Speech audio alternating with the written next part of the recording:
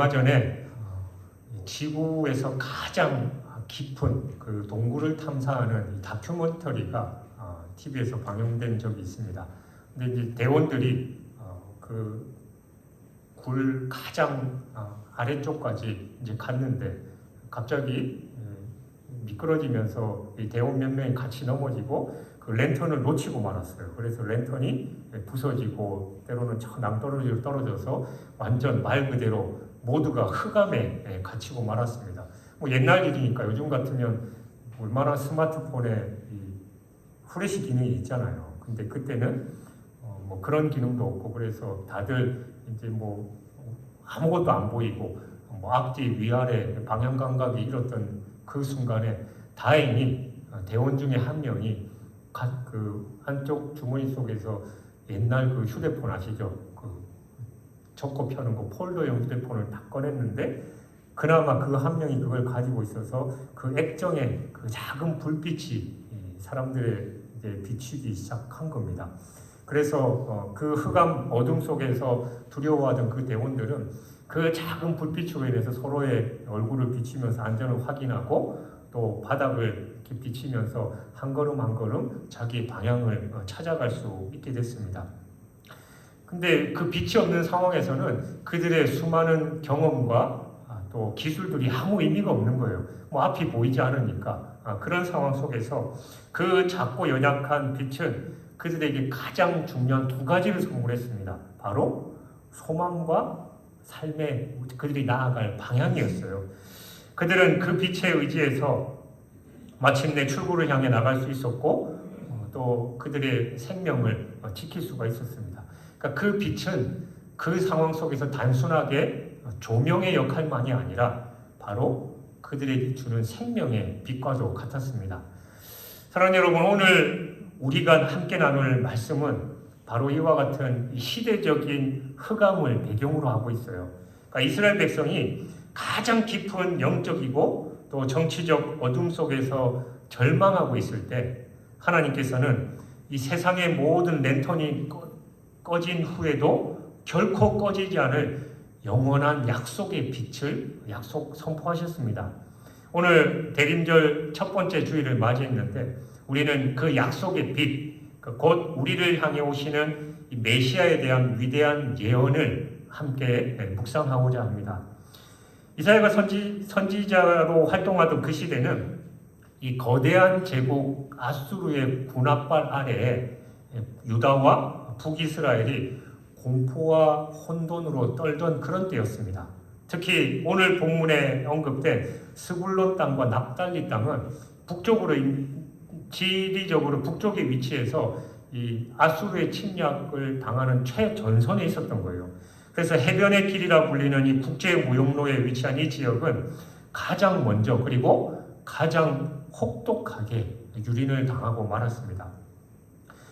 성경은 이들의 상태를 이 두 가지 강력한 히브리 단어로 묘사하고 있는데 첫 번째가 바로 흑암, 호세크입니다. 이 단어는 단순히 빛이 없는 그런 상태가 아니라 우리 창세기 1장 2절에 보면 흑암이 깊은 위에 있고라는 그 말씀처럼 이것은 하나님의 창조 질서가 완전히 무너진 혼돈, 재앙, 그리고 심판, 영적인 무지를 포괄하는 그런 개념입니다. 그러니까 호셰크는 하나님과의 관계가 단절돼서 생명과 질서가 완전히 사라진 그런 상태를 의미하는 거예요. 그리고 두 번째는 사망의 그늘인데 이것은 이 죽음, 그 찰마베트라는 그런 단어와의 이 합성어인데 그러니까 죽음과 그림자, 어둠이라는 합성어예요. 근데 이건 말 그대로 죽음의 그림자를 의미하는 겁니다. 그러니까 피할 수 없는 죽음의 위협 앞에서 삶의 모든 영역이 완전히 그냥 망가진 그런 상태, 살아있으나 이미 무덤에 들어선 듯한 극한의 절망을 나타내는 거예요. 그러니까 시편 23편 4절에 그 유명한 사망의 음침한 골짜기가 바로 이런 모습입니다. 여기 그 일제시대를 경험하신 분도 있죠. 갓난아기 때라도 어쨌든 뭐 여러분들이 피부로는 느끼지 못했지만 일제시대 우리나라 국민들의 삶이 어땠습니까? 그냥 희망도 없고 뭐 말이고 문하고 다 뺏긴 그런 상황. 근데 이때 이스라엘의 상황은 바로 그 아수르 앞에서 그것보다 더한 그런 상황이었다라는 거예요. 근데 여러분, 뭐 옛날 우리나라 일제시대든 이 당시에 아수르에 침략당하는 이스라엘의 상황이든 간에 오늘날 우리의 모습은 어떻습니까? 세상의 화려한 네온 사인 앞에 영적으로 어둡고 복잡한 삶을 살아가는 우리네 모습 말입니다. 젊은이들이 희망을 잃어버리고 어른들의 입에는 말세라는 말이 이미 붙은 지가 오래입니다. 정의가 사라지고 부정부패가 판을 칩니다. 뭐 뉴스를 보면 온갖 짜증나는 일들 뿐이에요. 도대체 어떤 게 진리인지 어떤 게 바른 길인지 혼란한 그런 세대를 살아가고 있습니다. 실패와 좌절 앞에서 힘들어하고 한치 앞도 내다볼 수 없는 그런 불확실한 상황 속에서 우리는 혼란스러워하고 있습니다. 젊은이들은 희망을 잃어버리고 그렇게 살아가고 있어요. 뭐 우리나라도 마찬가지입니다만 해외에 보면 이미 마약이나 그런데 뭐 젊은이들이 뛰들어 살아가고 있고 우리나라도 뭐 지난번에도 말씀드린 것처럼 전국에 그 정화 시설을 샘플을 취해서 확인해 보니까 우리나라의 그 모든 전국에 있는 그 정화 시설에 마약 성분이 다 검출됐다잖아요. 그것도 종류가 한 종류가 아니라 여러 종류. 그러니까 일반적으로 그렇게 마약이나 환각하는 그런 약물을 복용하는 게 퍼져 있는 그런 상황이 우리나라에도 그런 상황이다라는 겁니다. 사랑하는 여러분, 대림절은 세상의 이 화려한 불빛에 취해서 우리의 외면을, 어두움을 외면하는 그런 절기가 아닙니다. 우리는 그냥 겉으로 드러난 좋은 모습들을 보잖아요. 근데 가끔 다큐멘터리나 어떤 삶을 보면 연예인들의 삶이 화려해 보이지만 그 이면에는 얼마나 힘들고 어려운 부분들이 많이 있냐라는 거죠. 우리의 삶도 마찬가지입니다. 오히려 우리의 삶의 흑암과 사망의 그늘을 이 대림절에 우리가 정직하게 바라봐야 하는 겁니다. 내 힘으로 해결할 수 없는 문제들 많이 있잖아요. 관계가 단절되어 있고 미래에 대해서 불확실하고 내면의 깊은 공허와 죄책감, 이것이 바로 오늘 우리가 빛을 기다리는 출발점인 겁니다. 근데 오늘 본문 2절 후반부에 보면 놀라운 반전이 있어요. 흑암에 행하던 백성이 큰 빛을 보고 사망의 그늘진 땅에 거주하던 자에게 빛이 비치도다. 하나님의 구원은 가장 예상치 못한 곳에서 시작이 됩니다. 가장 멸시받고 고통받던 그 변방, 그 이방인의 갈릴리라 불리던 바로 그곳에서 하나님께서 큰 빛을 약속하십니다. 그러니까 어둠이 가장 깊은 곳에서 새벽이 오듯이 절망의 가장 극심한 곳에서 하나님의 위대한 반전이 시작되는 거예요. 저는 찬양 중에 뭐 여러 찬양을 좋아합니다만 이제 역전되리라는 찬양을 참 좋아해요. 우리가 수세에 몰리고 아무것도 할 수 없는 그런 상황 속에서 하나님은 하나님의 은혜로 하나님의 능력으로 우리의 삶을 역전시켜 주는 겁니다. 스포츠 경기를 봐도 마찬가지잖아요.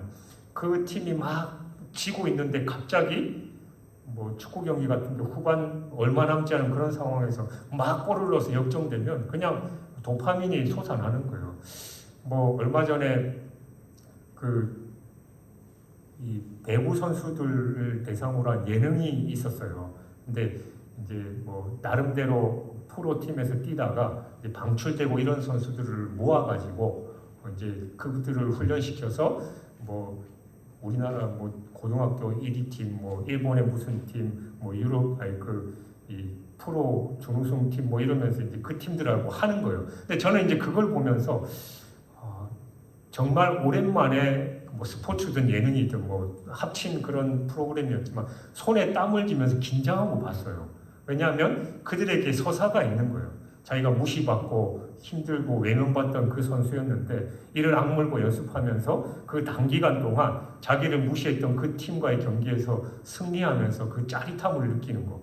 그러니까 뭐 스코어가 뭐 오락나락 하면서 역전됐다가 뭐 다시 이겼다가 막 그런 걸 보면 비록 예능이고 뭐 그 뒤에 뭔가 뭐 조작이나 이런 게 있었는지는 모르겠습니다만 어쨌든 그 자체를 보면서 그걸 느꼈다라는 겁니다. 그러니까 하나님도 우리의 가장 어두운 곳에 빛을 비춰주시면서 우리의 삶을 변화시키신다라는 거예요. 본문은 여기서 이 빛이 보통 빛이 아닌데 이 빛에 대해서 큰 빛이다라고 말씀하고 있어요. 창세기 1장에서 하나님께서 말씀으로 천지를 창조하실 때 가장 먼저 뭐라고 하셨습니까? 빛이 있으라. 그 창조의 근원적이고 본질적인 빛이 바로 이 빛입니다. 이건 단순한 조명이 아니라 생명, 구원, 기쁨, 그리고 하나님의 임재 자체를 상징하는 그런 광채입니다. 여기 형용사가 붙어서 세상의 어떤 어둠도 압도하고 소멸시키는 하나님의 주권적인 능력, 바로 크다, 큰 빛이라는 그런 형용사가 붙어 있어요. 그래서 3절을 보면 이 큰 빛은 백성에게 폭발적인 기쁨을 가져다 옵니다. 압제자와 멍에와 채찍 아래 신음하던 그들에게 임하는 이 하나님의 승리는 추수의 기쁨 그리고 전리품을 나누는 환희로 비견되고 있어요. 더 나아가서 5절은 피 묻은 갑옷과 군화가 불에 살라지리니라고 선포합니다. 그러니까 이건 단순히 승리를 하는 것 자체를 넘어서서 전쟁 자체의 종식을 의미하는 거예요. 그러니까 메시아의 통치를 통해서 죄와 사망의 권세가 완전히 깨지고 영원한 평화가 도래할 거다라는 걸 예고합니다. 그러니까 이 예언은 수백 년 후 바로 예수님께서 바로 그 갈릴리에서 사역을 시작하심으로써 정확하게 성취됐습니다. 그래서 요한복음 1장 4절 5절은 이 빛의 정체를 이렇게 증언합니다. 그 안에 생명이 있었으니 이 생명은 사람들의 빛이라. 빛이 어둠에 비치되 어둠이 깨닫지 못하더라. 여러분, 우리가 대림절을 지키는 이유는 바로 이 큰 빛이신 예수 그리스도께서 이미 우리 가운데 임재하셨기 때문입니다. 어둠 속에 방황하던 우리에게 그분이 오셔서 죄와 죄의 멍에와 사망의 공포를 깨뜨리셨습니다. 우리가 세상의 어둠을 직면할지라도 이미 약속되고 성취된 빛이신 예수 그리스도를 바라보는 거예요. 그 빛이 우리 현실을 새롭게 하신다는 겁니다.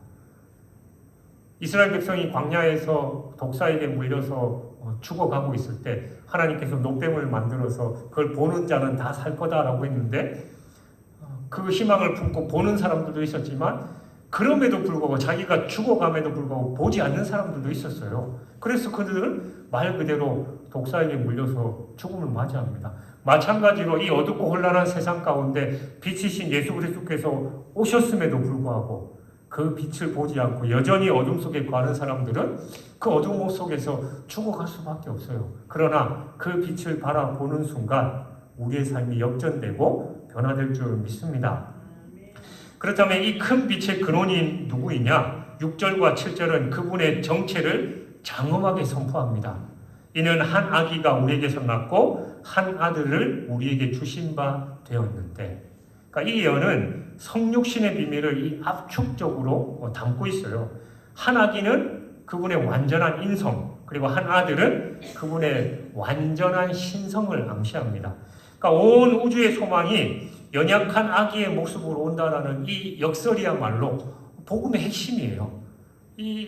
우리 기독교의 복음의 핵심이 바로 이 연약한 아기에서부터 시작해서 남들이 다 멸시하는 그 십자가에서 마무리가 되는 거예요. 그러니까 세상 사람들이 보기에 뭔가 화려하고 멋있어야지. 그냥 말구유에서 나고 대단한 왕자로 태어난 것도 아니고 그런데 그래서 인생이 역전돼서 뭔가 멋있게 세상을 변화시키고 또 자기 왕국을 차려서 끝냈으면 내가 믿을 맘도 한데 십자가에서 초라하게 죽는 그 예수를 우리가 왜 믿어? 라고 하지만 바로 여기에 복음이 핵심이 있다는 겁니다. 그러면서 그 아기의 4가지 이름, 그러니까 신적인 통치의 성격이 부여돼요.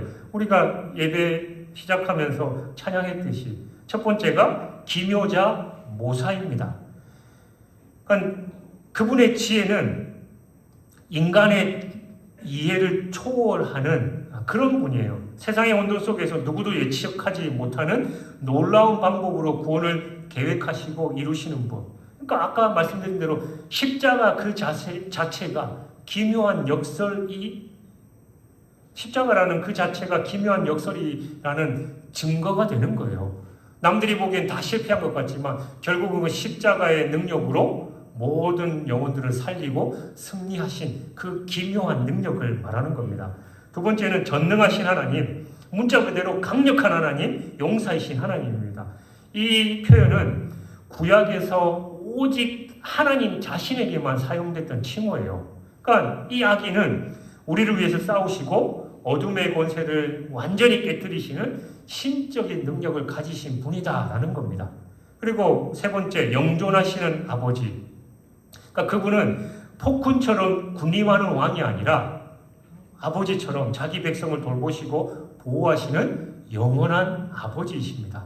그러니까 그분의 통치는 사랑과 긍휼에 기초한 거예요. 우리는 보통 아버지의 그 이미지 자체가 뭐 우리 자라온 환경에 따라 다 다르잖아요. 엄한 아버지가 있는 분도 계시고 어떤 분들은 또 정말 사랑의 아버지, 나에게 모든 것을 희생하신 그 아버지의 이미지가 있는 분도 계십니다만 여기서 말하는 그 아버지는 바로 사랑과 긍휼에 기초한 그 영원하신 아버지를 나타내는 겁니다.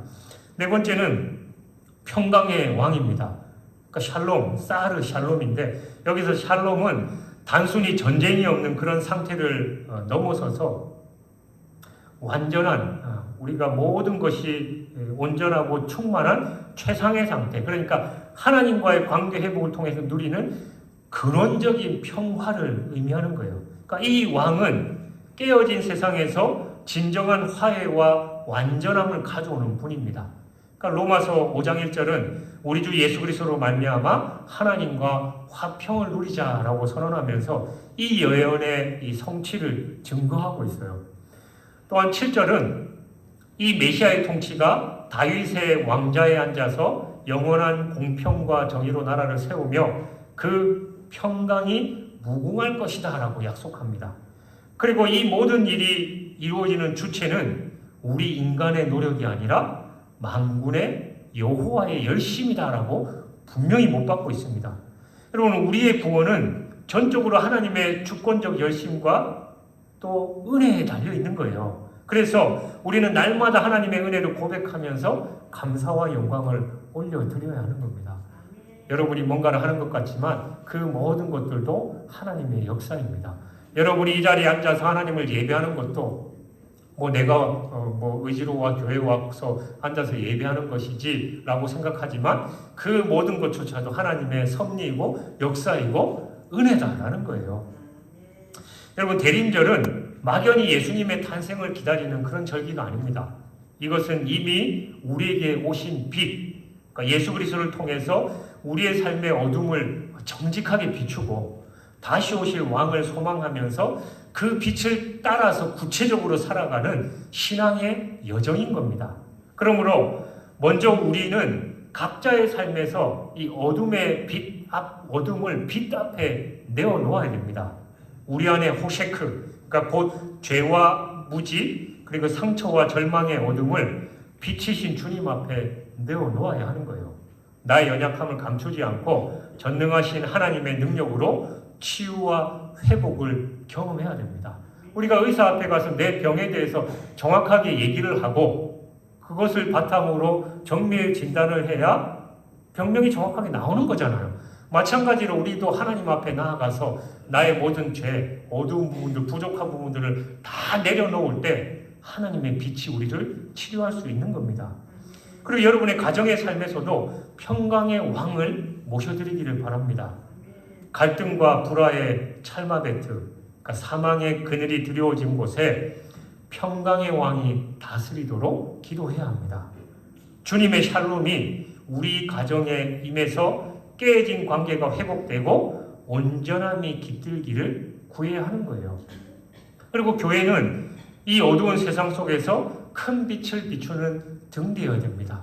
우리 선한 영향력을 끼치는 교회, 우리가 올해 2025년 주제였잖아요. 저 등대처럼 교회는 세상의 어두운 세상 가운데 빛을 비추는 등대 역할을 해야 됩니다.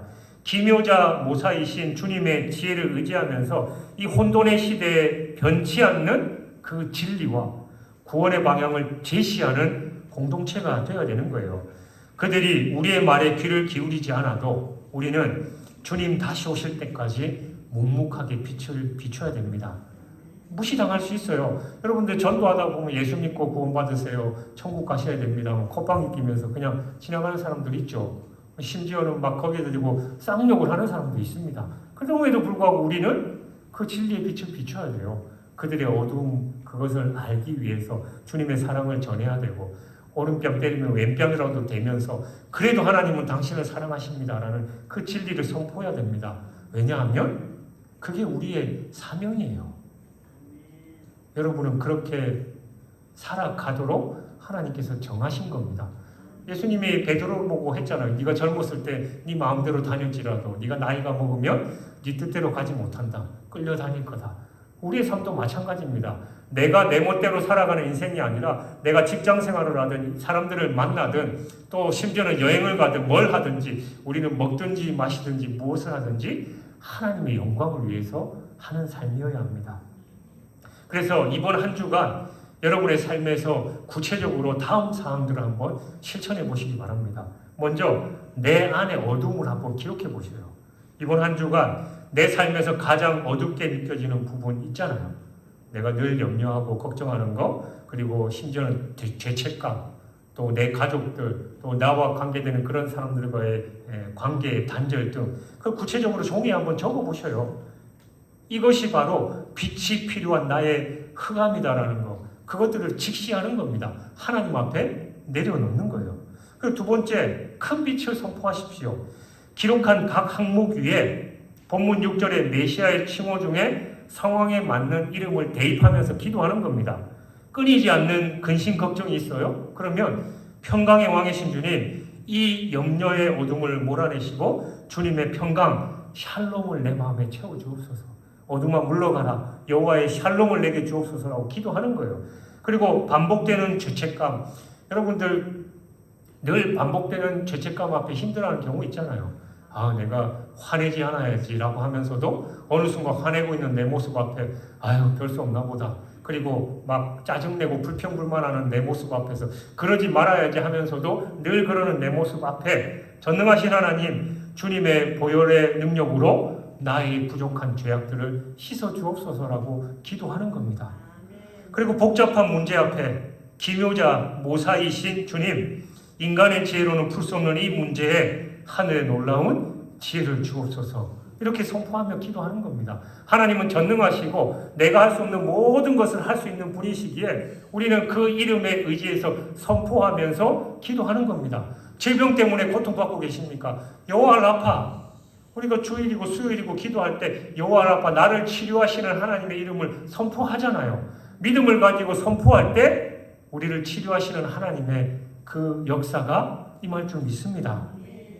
그리고 우리가 이 작은 빛을 세상에 나누는 겁니다. 주님의 그 큰 빛을 받아서 우리 각자가 그 작은 빛을 어두운 가운데 고통받는 세상에 나눠야 되는 겁니다.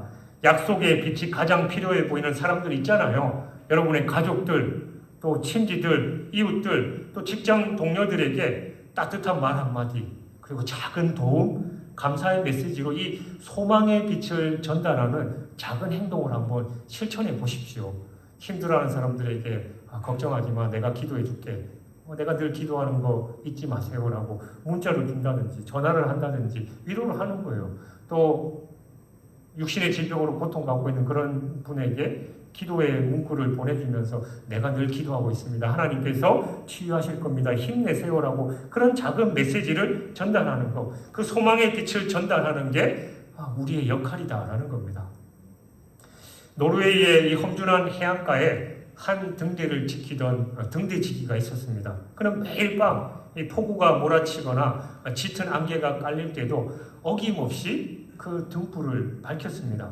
어느 날 친구가 찾아와서 물어봤어요. 아니 자네, 아니 보면 배 한 척 다니지 않고 뭐 낚시꾼도 없고 이런 그런 상황에서 굳이 이 연료를 소비해가면서 이 등대를 매일 밤 킬 필요가 있냐? 혹시 저 멀리서 기척이 오거나 뭐 그럴 때 키든지 뭐 그리고 뭐 한참 철일 때 그때 키면 되지 굳이 이걸 켜가지고 쓸데없는 소비를 하냐라고 그렇게 물었답니다. 그러니까 등대지기는 조용히 이 바다의 어둠을 바라보면서 이렇게 얘기했습니다. 뭐 자네 말이 맞을 수도 있네. 하지만 만약 내가 이 등불을 끄는 그 순간 저 어둠 속을 헤매는 배 한 척이 있다면 어찌하겠느냐. 그 배는 내가 불을 껐다라는 사실조차 모른 채 영원히 방향을 잃고 파손하게 될 것에 나는 나의 임무는 누가 보든 안 보든 이곳에 빛이 있다라는 약속의 증거로 존재하는 것이다 라는 그런 말을 했답니다. 사랑하는 여러분, 오늘 우리는 약속의 빛이신 예수 그리스도를 보았습니다. 우리가 겪는 세상의 이 흑암과 사망의 그늘은 분명히 깊고 두렵습니다. 하지만 주님은 이미 우리에게 큰 빛을 약속하셨고 그 약속은 2000년도도 훨씬 전에 성육시라는 기적으로 이미 성취되었습니다. 이제 우리가 대림절 첫 주일을 시작하면서 우리 모두 이 등대지기처럼 결단했으면 좋겠습니다. 우리 자신이 세상의 어둠 속에서 빛을 끄지 않는 약속의 증거가 되십시다. 내가 서 있는 자리, 나의 가정, 나의 일터에서 평강의 왕이신 예수 그리스도를 선포하면서 그 빛을 굳건히 붙들고 빛 가운데 거하면서 빛을 나누는 삶을 살아갑시다.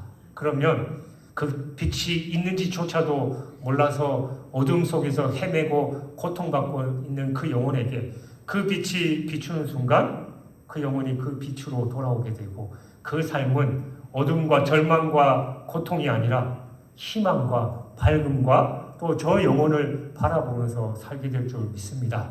그 등대의 빛을, 큰 빛을 받고 소망의 빛, 작은 빛을 비추는 그런 삶을 살아가는 저와 여러분이 되시길 주님의 이름으로 축원합니다.